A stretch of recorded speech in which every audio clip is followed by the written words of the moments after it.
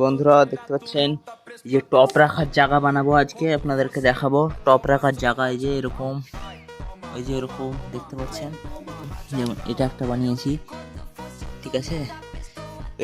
এই টপ রাখার জায়গা যদি আপনারা বানান তাহলে কি হবে, ছাদটা নষ্ট হবে না। এবং বন্ধুরা আপনাদের কি কি লাগবে, একটা যে কোনো পলিথিন নিতে পারেন যেটার মধ্যে আপনারা ঢালাইটা রাখবেন। আর এখানে নিয়ে নিয়েছি কিছু বালি আর 1 কিলো মতন সিমেন্ট।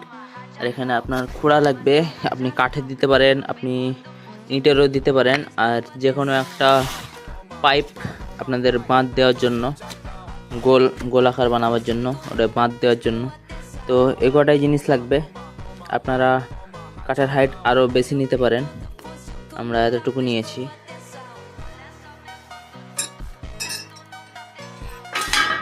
আপনারা নেট দিতে পারেন এর মধ্যে, যে স্টিলের নেটগুলো, জিআই তারের নেট হয় ওগুলো দিতে পারেন, কিংবা রডের খাঁচা বাঁধতে পারেন।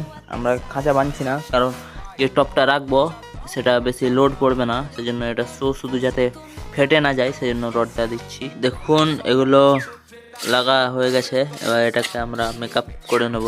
দেখুন বন্ধুরা এটা প্রায় কমপ্লিট। এবার এটাকে আমরা শুকোতে দেব। দেখো শুকিয়ে গেছে এটা। এবার এটা টপ রাখার জন্য একদম পুরোপুরি রেডি। আমার ওয়েট 55 কেজি। এই দেখো বন্ধুরা, দেখুন আমাদের এটা রেডি হয়ে গেছে। এর মধ্যে এবার আপনারা গ্রো ব্যাগ রেখে আমাদের গাছ লাগাতে পারেন। এগুলো যেটা হবে, প্লাস্টিকগুলো কি হয়, ফেটে যায়, প্লাস্টিকগুলো রোদে ফেটে যায় বা টিপসে যায়। আর এগুলো যে হয় তা হচ্ছে অনেক মজবুত, ঠিক আছে। এগুলো টিপসবে না, ভাঙবে না, কিছু হবে না। আপনার এর মধ্যে গাছটা যতদিন থাকবে ততদিন আপনার এটাও যাবে, এই জিনিসটা অনেক টিকসই থাকবে। আর ওই দেখুন আমাদের আছে ওগুলো, ওগুলো ধরেন কয়েক বছর ধরে আছে, কিছুই হয়নি, আর অনেক লোড আছে। এই দেখেন গ্রো ব্যাগটা রেখে এর মধ্যে আপনার গ্রো ব্যাগটা পচবেও না, কিছু হবে না।